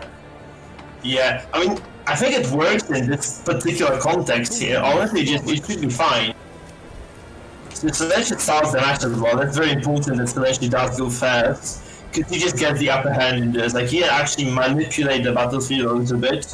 And frankly, I feel Silentia is like a lot of advantage here against what Halo has. Because honestly, like, Leopard just does way more damage than the Crusader. Yeah, I and mean, look at that. Normally, you don't want to push that Jester into rank 2 there. But boy, oh boy, Silentia knows what he's doing. He doesn't care. That Jester unable to really pose any threat with Finale yet. It's also a nice pivot on the classic Goliath combat. Instead of taking that Crusader, you take the B8. Allows you to confirm those kills, also pressure your opponent into healing a lot. Because this Leopard is going to smash face, and if the VH is left unchecked, he's just going to execute everybody who drops the 0 HP. And it's not so uncommon to see like 36, 40 damage clean crits. So it's just so big. I kind of have to question this though. We have to question the idea that I need to quiet the screen, but it's just. ProfessorHeylo, let's go to the directly damage. Yeah, I feel like he could have actually dropped this. He might okay, let me just kind of recapitulate here. So I think Kira dropped the ballot here because this BHS might die anyway. It looks like the BHS might die like second turn at this point, at this rate. Like this is gonna be like the Holy Lance. This is going to be the Dirk Stab. This is a dead BHS. Wow, he's going forward one more step with that Dirk Stab there, putting him back into purge range from Silentia. Not sure if that didn't run through his mind. Not sure if it did. But it looks like that Jester won't be getting finale off for 3 or 4 turns, Mike. Yeah, the idea is that the BH can always only just Lancer, back, but right? it's not enough for entering the dead. Yeah, that's actually a very good preemptive heal by Silentia. Like, he anticipated what's gonna happen, he just healed quite as much as he needed to. He's just going to push the Jester away right now, I feel. And this means that the Jester is not... Okay, he also purged it, actually. Very nice. It's one of these abilities that is usually done. Resist! Why doesn't he finale this? Whoa! He just finale straight away. Like, he can just... Why does he finale this? Why did Halo finale this? I think it's such a bad decision. Listen, we're still in here. What do? Do we hope for a crit heal? We do. We hope for a crit heal. Oh, that's creepy! And the gods have answered him there. Halo, that one turn misplay, and boy oh boy, Silentia comes out firing. Oh come on, this is fucking preposterous. What is going on? This doesn't even go because uppercut goes through. Oh, the uppercut! Enter the uppercut. You very easily. You can just move positions. You can just move. You can just move the BH. Why didn't you move the BH around? You can just move the BH back and just Silentia here is completely controlling the game. That Jester has been his puppet the entire time here. He's not scared of being finale. He's aggressing here. He's got his finale in range now. Can take out the Jester. Staff. Ooh, That's a dead Jester for Halo. It is. I mean, you have to consider, like, you guys are taking time on those turns. I think these guys are just not waiting for anything. And I think this is quite odd, honestly, because it's such a high-stakes game that's, like, not taking your time. Every single turn is just going to cost you so much. Oh, that dodge! This cannot be serious. This is just unreal. That's it! Oh, we need to see a finale from Halo here. We need to, yeah, there it goes. Silentia has got to be, he's going to be very, very, very unhappy. He's maybe... Yeah, it's just freaking Fiesta. Finale, and I think that was a kind of a rage pull. I would have went for a Dirk Stab there. Yeah. This is Clown Fiesta, right? This game has been like Clown Fiesta from the very start, you have to feel. Oh my goodness. What we have right now, you have to consider what we have right now available to both players, right? Silentia sitting on the Arbalest and a Leper, and an inner Jester, whereas Halo is actually kind of comfortable with the Crusader, Arbalest, and the BH. I feel like the Leper should have a slight advantage in this, because Leper is just gonna do so much damage. If we put it this way, if you use your Jester to finale an enemy Jester who's already finale'd, you are kind of down 1 in terms of effective kills. So Silentia really is almost 3 versus 2. Wow. That Jester there, he doesn't have the potency of getting a powerful finale out there and finishing another kill. Nice damage. I think he can just spam harvest though, can't he? The Crusader, the 70% true. won't hit him too often. I think the Bounty Hunter has a reasonably high resist as well. Yeah, he doesn't. That is a monstrous chop there. Follow that chop up with a little Dirk Stab. It's all on Halo here. He's smart enough to know how to heal. Just to kill this right away. That's a problem, right? He has just such a huge tempo advantage just because of this left smashing face. This left and right is just so big. Also, Mike Field, let's look at this game last turn. When that Jester finale'd, the enemy Jester had already finale'd. Instead, Silentia could have Dirk Stabbed, and now he can't use his finale on Professor Halo's Crusader there. Now, yes, he has to get through this healing. This is why you really need to kind of take out one of the 2 healers when you've got a Jester on your team. Otherwise, hit, heal. you know, you might never get a Dirk stab in there. I mean, the big problem is, like, if he Dirk stabs right now, Halo can just grab the Arbalest or grab the corpse of the DH and just pull them forward. And he doesn't have the grappling miss, actually, he doesn't have that. So, like, he just goes for a safe play, he just goes to the damage on the Jester. And I feel this is okay for Celeste to lose with Jester. He can just trade the kill queue, he can just go for a kill on the Crusader and he's gonna be okay. I would, without a doubt, go for a cheeky trade. With the bandage. The Crusader. You know, you have to kind of take into consideration that it's not gonna be a kill 100% of the time. So, oh yeah, there's a problem. The sun comes through. Yeah, and it's that's like why you don't bandage first. That's why you don't bandage. A little bit risky. A little bit risky. Yeah. Maybe. I feel like Silentia could have easily taken Hugh into this game as well. Ooh, resist! He could have taken the Hugh here, obviously, because like he's probably gonna switch next turn, because the next game that is, because he definitely has a huge potential for just, you know, attacking multiple targets at the same time. But honestly, this is such an unfortunate turn event for Silentia, because this DH just I mean, we are seeing ProfessorHeyLo here just stack damage onto that Jester. He wants him dead right now. A little bit confusing considering that Jester has already used up his finale. Yeah. That's someone that you're only really worried about Dirk Sab. He's a secondary character at this point. He'll die to, you know, accidental damage. He's not a threat that really dictates how you should play anymore. Yeah, it's true. Cersei is in trouble right now. I feel like he needed that kill to go through before. I think like his best bet was actually using the Jester like on the, I think, turn 4 at the end, just to dice up the Crusader from the get-go. Right now he's in a lot of trouble though. It's not looking too hot at all. Wow! Crit on the leper as well. Unmarked leper just gets crit on the face. It's not good. That's actually a really, really, really important crit there. It didn't quite put him down to death's door, but it does mean that one more hit from Halo will put him down to death's door. Force a solemnity out of him. If he's solemnitying, he can't be pushing death's doors. He can't be doing any damage. Oh god. Okay, so exactly. That's gonna be one more hit. Very, very good plays. Hello. Done. I rarely see a stunned leper in my games. I mean, this is 70%. Killing blow! This is 70%. And now is the time of the boogeyman. Killing blow! Wow. Mike, who takes it here, Mike? Who takes it here, Mike? I think it's Halo's game. Yeah, it is. Yes. It all comes down to the DH not getting the execution Jester. I have never seen this before in my life. I play like 1,000 DHs on the seconds. Not even that once. Big hit will help him an awful lot, though. No, not even once have I actually seen a how the BH missing or not hitting this finishing blow. I've never seen it dodged in my life, brother. Yeah. That's so surprising. It's like 1 in a million. Incredible. Getting him back in with a 30 non-crit here. Yeah, okay, corpses go away. That's big. This means that the Halo bounty hunter is in range to finish him 100% killing blow onto the Arbalest. Oh, that bola is... Yeah, it is.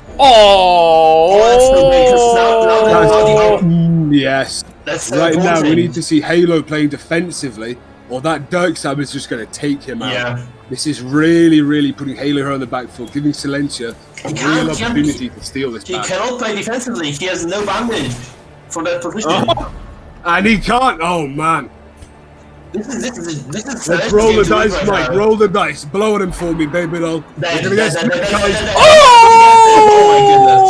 goodness. Snake eyes for Halo. Right out of the game.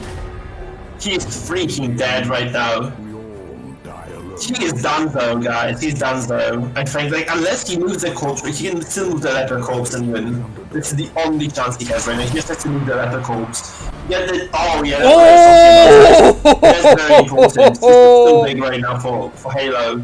So Celestia was actually... Hold on, we say it's not quite enough here for Halo. Can't use the healing. We will see Halo throw out a bowler, kill the Jester, kill the Arbalest. Yeah. He is a little bit more protected there. He wasn't hit by the first bowler, only being hit by these Dirk Stabs, not doing a giant amount of damage, but 7, you know.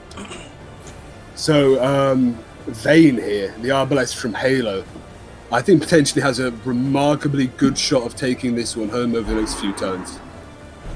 We are that is such a smart move there.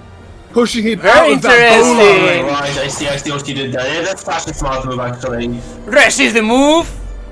Oh And no, that's unfortunate. You resisted the movement. So I feel like actually this looks like a smart move, but honestly. Oh, okay, that's good. So Much smarter than the Dark Stab there. Dark Stab will do 7 damage. This game, we need it to last a little bit longer because the amount of damage Silentia here has coming out. No. Maybe double killing blow. Resist. Resist it. Oh man. Oof. I think Halo has got 80-20, but if Silentia's been praying to Lady Luck tonight, he might still have... Dodge it! Oh, fuck. Oh my that is goodness. not great. Yeah, that move on the corpse really just destroyed Silentia's. Also, this kind of awkward here we go again. between the Jester... Wow! One killing blow! This is just about game over here for Silentia. Oh my god. All comes down to this freaking BH missing the finishing kill there. Do you think that was the that was the point. entire thing that changed this game? Oh my goodness! Yeah, this was everything. This was everything. Wow! That's a freaking unfortunate turn of event. Man, I want to have a quick word with these two right now. I'll have a really quick word with these two about that. Let's just let them play the games. Like, I think we should just talk to them after the games. Let's do the mid-game interviews. Because they just have to decide on their own what they want to do. Like they need to do this as well, of course. Yeah. Oh my gosh, the ProfessorHeyLo win the first match, right guys? Oof. Tell me. It's preposterous, so I don't like this. I think Silentia just played this better and he should have taken the series. I think he should have taken the game. It was one critical miss from Silentia that sealed the game against him. But at these really kind of higher echelons of playing, someone as smart as Silentia, you know, sometimes you kind of have to think that you might get fucked over no matter how unlucky it is. Sometimes, no matter how you try to mitigate that, there's no possible chance for it to actually work. But I think to blame an entire game on one misplay is perhaps naive. But I think that was an axiomatic moment. Okay. Let's go to see the second match, guys. Yeah, let's go there. Oh, it would be so tempting if I was Silentia. Holy fuck. I would be very angry as well. No kidding. He deserves Halo going first here, getting the stun advantage with his Crusader there. Maybe using it on the Bounty Hunter to stop Silentia getting early pressure on a marked target. This could be absolutely devastating for Silentia. He chooses instead to drop a bull. You know what? That will pay dividends. That will. Yeah, it will definitely be. Those games were very long before. Like, I think this is just a very good idea. I was actually wondering why you didn't go for that. Why did you go for Belwalk there? Like, in your games against Mango, seeing what he was playing, like, why didn't you go for the Belwalk of Light? Because I was just kind of questioning the choice very much. I'm stressed. Let's not talk about that now, because we're in a game, yeah? Sure. What are we going to hear from him? He's going to drop it. I don't think this battle ballad is entirely necessary. I see why he would want it just to focus down that Jester. Yeah. But I think for this first turn here, you want to be applying a lot of pressure. I think a Harvest there will apply quite a bit more pressure. Come here. Like, we see a big... Exactly. Big With this come hither here, that Harvest would have had more DOTs over it.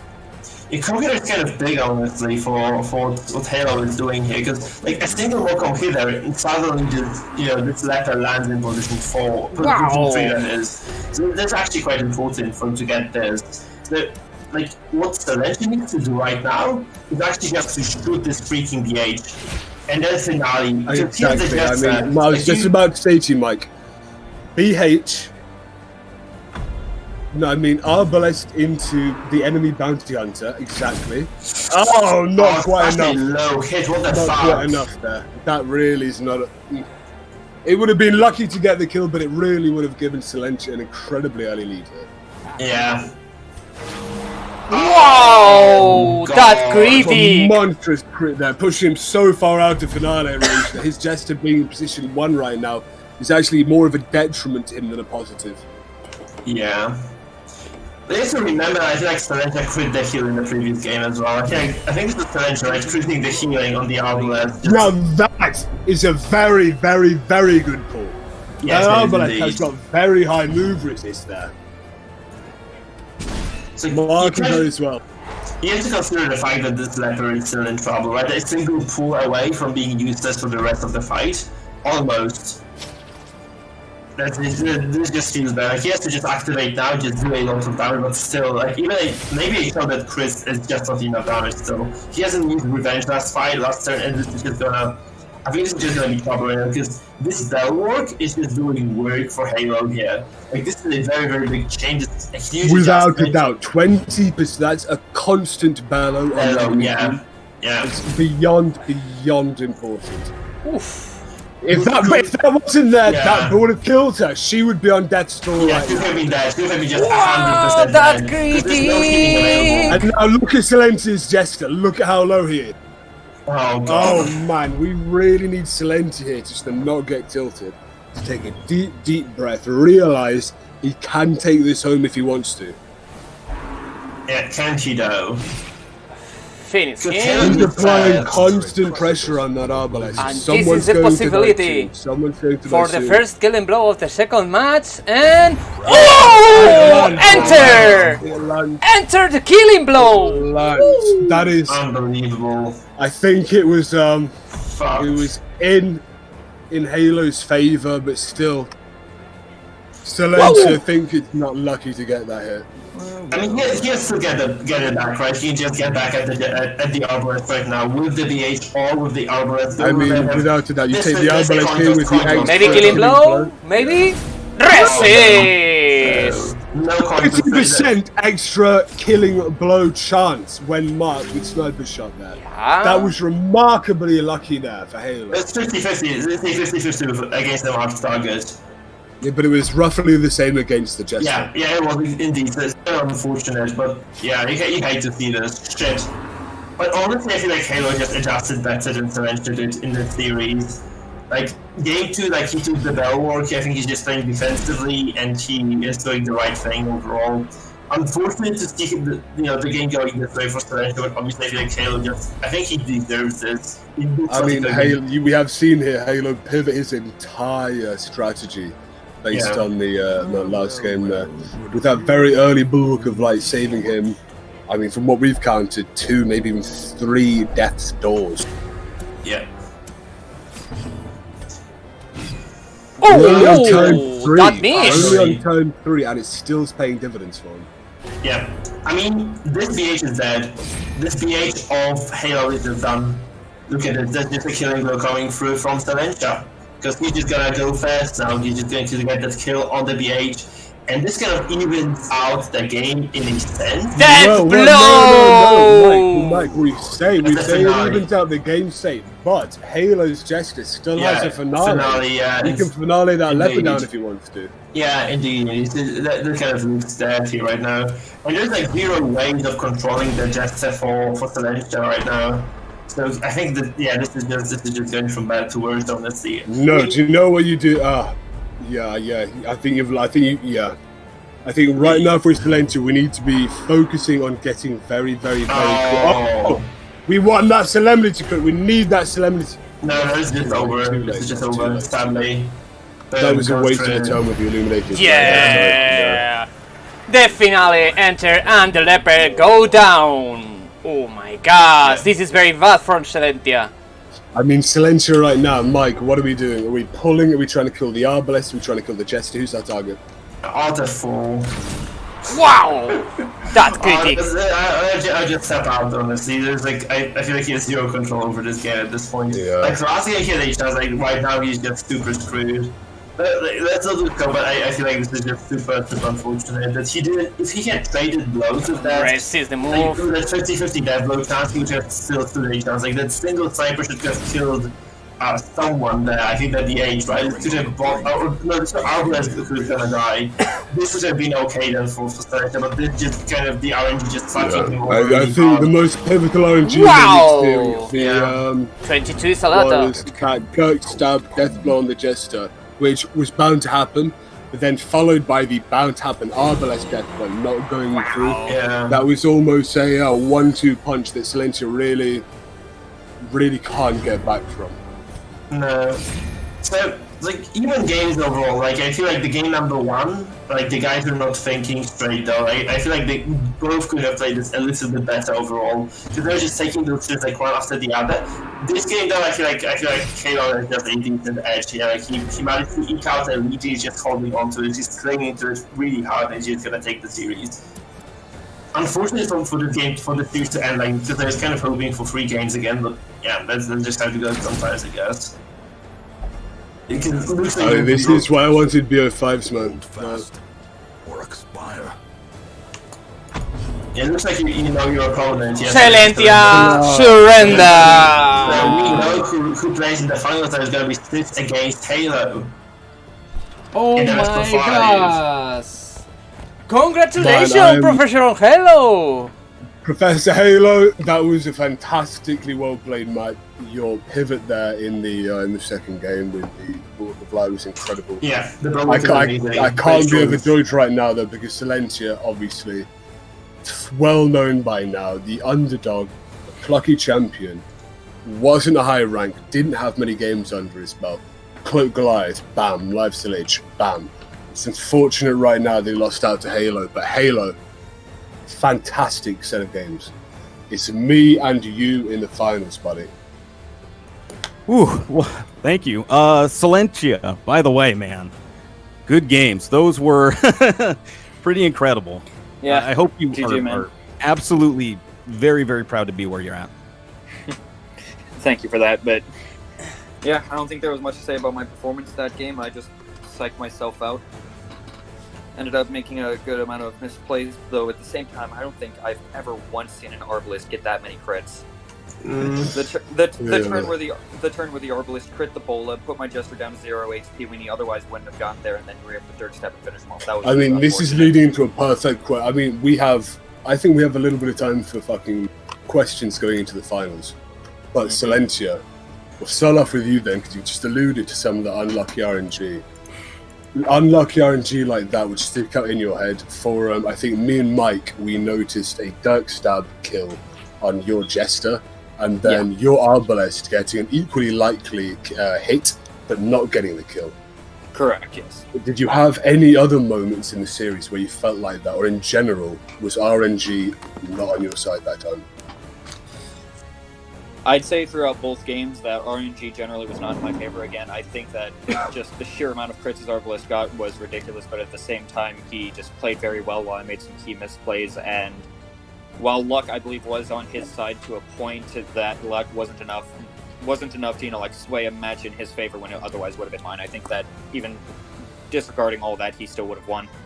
What do you think those mistakes were? Oh goodness, I have a couple of them. One key one in my mind was the sort of not realizing that he was targeting down my Leper game 1. I just assumed, because Leper is so commonly seen as such, a tanky character that he takes so much punishment that you just doesn't entirely register to you that he can be just shot down that easily with such a high damage burst comp.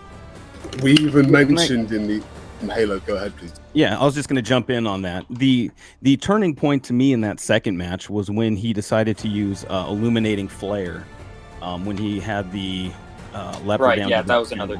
Yeah. That was just. I don't have any excuse there. I didn't have any, other plan. It was just simply me not realizing that the Jester was in second position and ready to finale my Leper.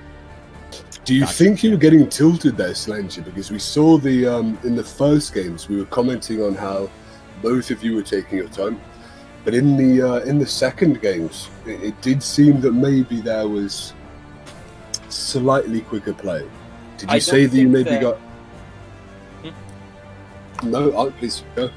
I don't think it was tilt per se, though. Again, I think that I absolutely had psyched myself out and just not quite accepted defeat, but just, like sort of, for the lack of a better term, came to terms with defeat and just sort of said, yeah, I'm most likely not going to end up making this, and as such, I made a couple of misplays and just generally heart wasn't completely in the game. I really want to give you a hug, brother. After this stream, we can play some games together if that'll cheer you up. Something like that, man. Because honestly, you've played... Oh, no, please. It was still a fantastic game. You have performed... Again, my underdog coming into this tournament, I think Slencher has performed well and above his limits. I was equally as scared to face either of you in these finals here. The fact that Halo's here now, it's... I mean, it's a little bit more daunting because he's such an impressive figure in the streaming screen. I mean, Heylo, coming into this final, what are you thinking? I just gotta do my thing, stay on my game. It's worked out pretty well so far. You could see each and every round the competition level has gotten higher and higher and higher, and it's just taking the time to understand the comp and what your opponent is trying to do. You saw that in that second game. I flipped the position of the Crusader and the Bounty Hunter, just for that very reason, right? You have to be able to pivot, change direction, and account for what your opponent is trying to do.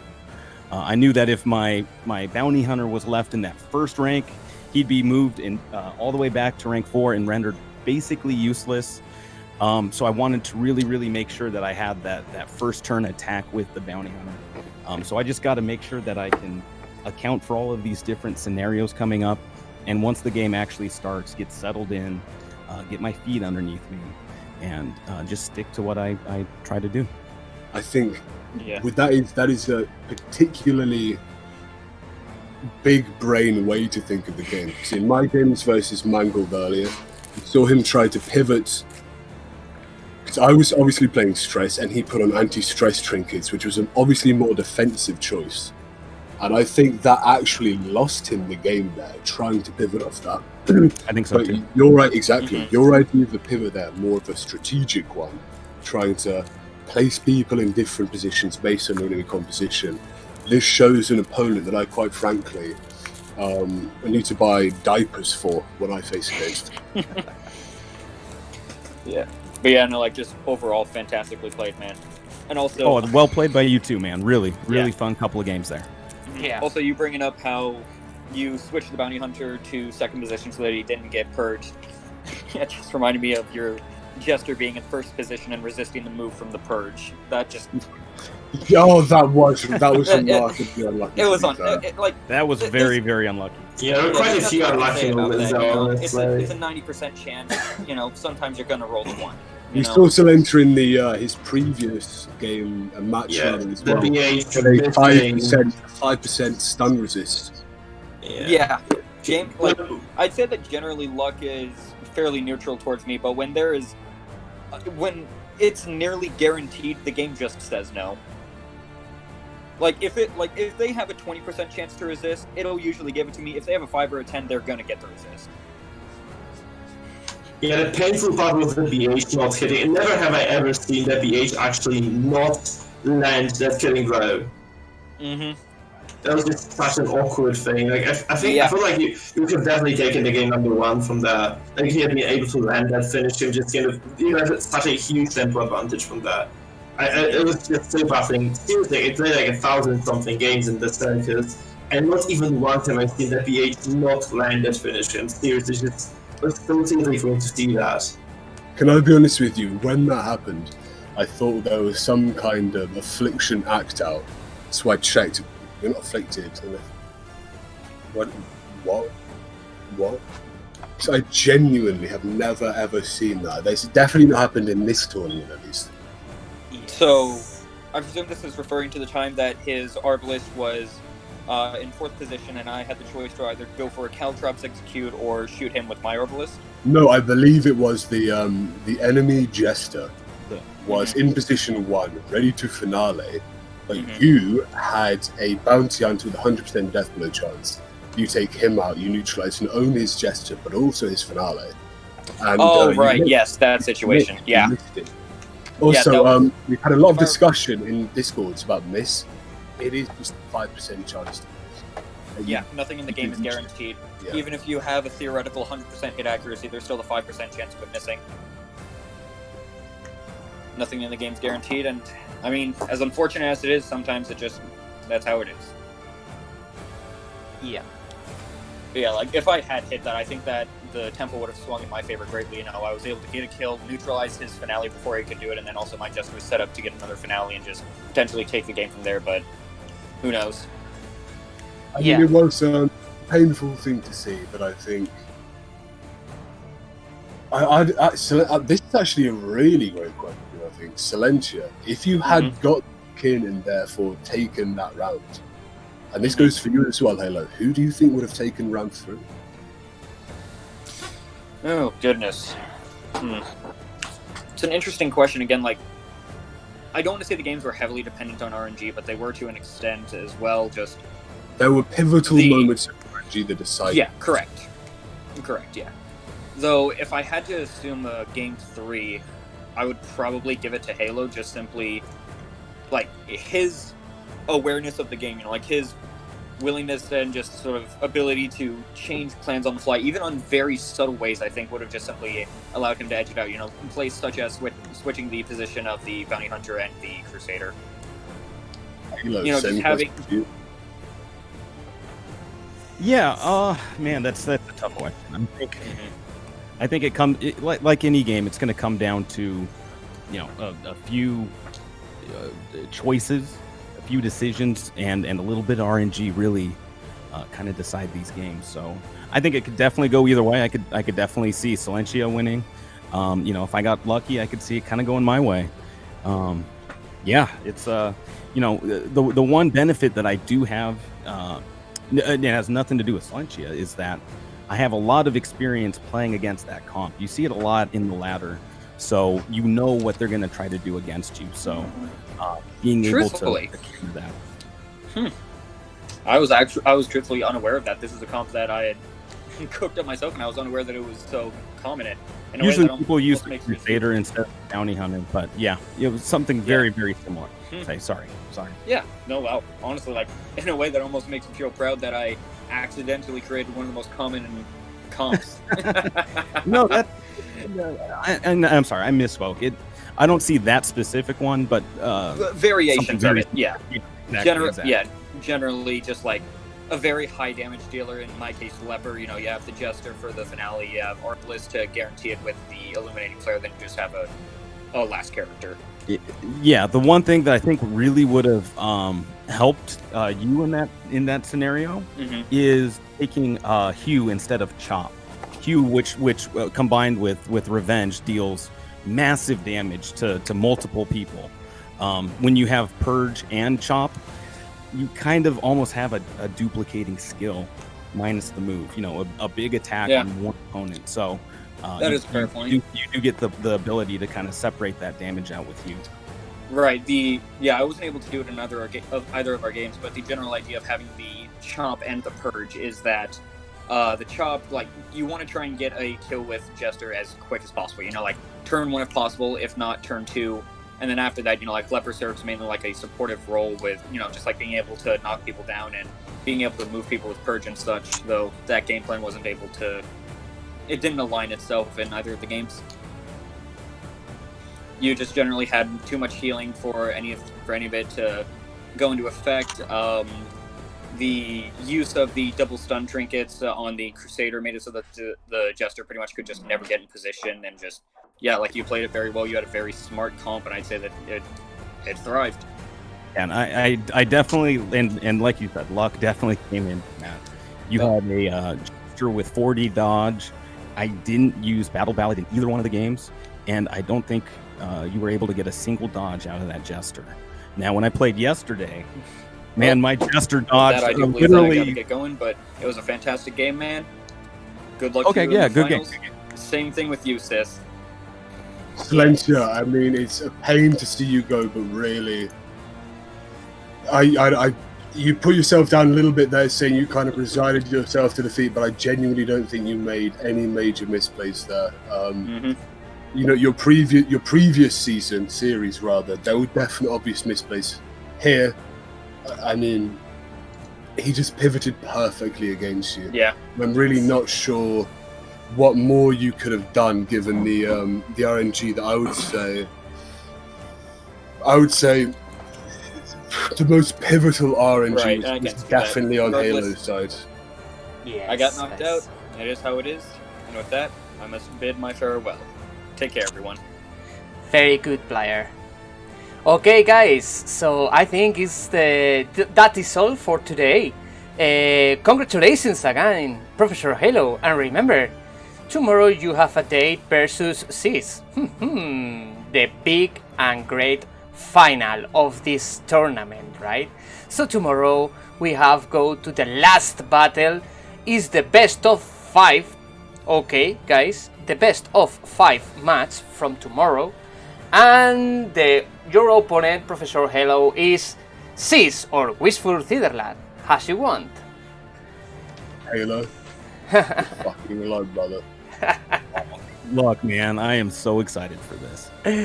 Right, guys. I think you've definitely got this one. You've definitely got this one, though. No, you made it here for a reason, man. Really, it's not by chance that you made it this far in the tournament. You took down some very, very skilled opponents along the way, and I think we're gonna have a close couple of games here. It's a beer of 5, actually. I think we will. We will. There you go. Okay, guys, so let's go to say goodbye to the old people, to the tournament transmission, right? And go to see the status, the final status view, right, guys? Absolutely. I'm gonna tune out right now because I just need to go to sleep. See you guys. Was it pleasure casting with you? I hope we can do it tomorrow as well. That's gonna be finals tomorrow, right? So it's just gonna be excellent stuff. Alright. Wait for that. So thank you for kind of hosting. Thank you for allowing me to kind of cast with you. And it was a big pleasure. I'm just really tired right now, so I'm just gonna go and go to bed. See you guys. Alright, see ya, dude. GG for Halo, by the way. Well played, my man. Good luck tomorrow to both of you and Sis. It's been quite a pleasure to cast those games as well. Thank you very, very much, Mike. I'll need all of the luck. Okay, guys, so let's go to the tournament transmissions. And congratulations again, ProfessorHeyLo. Bye-bye. Alright. Hello, hello. Nice. So this is the classification from tomorrow, right? WistfulCiderLad versus ProfessorHeyLo from tomorrow. Very excited, right? This will be a ridiculous game. So far, we've seen me at every single corner get these kind of very close fought games. Yes. Me could have gone either way. Even my round of 16 could have gone either way. Me versus Josh Chu was a very, very close fought game. Yes. Halo has played almost with no faults in his gameplay whatsoever. He's pivoted perfectly. I really do need to be worried up coming in these finals. Very interesting. So I got to put now to the work hard from tomorrow. I need make new views and new somethings and prepare for tomorrow the awesome final. So that's all for today, guys. Thanks a lot for coming to the old people and hope see you tomorrow all. Alright, guys? So Good night, everybody. Bye-bye. So bye-bye. See ya. See you tomorrow. You, Cherry. Okay. Let's go change to the view. Why no change my view? Let me 1 second. My OBS is